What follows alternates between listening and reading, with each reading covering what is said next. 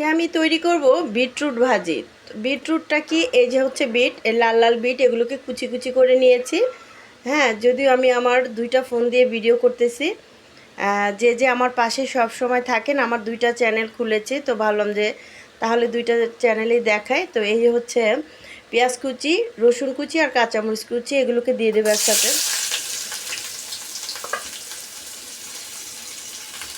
আপনাদের সাথে শেয়ার করতেছি। তো মশলাগুলো এই ঢাকনায় করে দিলাম এই জন্য যে যাতে জীবন যেখানে যেমন, যদি কখনো আপনাদের এরকম পরিস্থিতি হয় যে কিছুর ভিতরে কিভাবে কি করব, হাঁড়ি পাতে নাই, ওই ক্ষেত্রে এটা তো দিয়েছে হচ্ছে হলুদের গুঁড়ো, মরিচের গুঁড়ো দেই নাই, মরিচের গুঁড়ো ভাজিতে না দেওয়াই ভালো।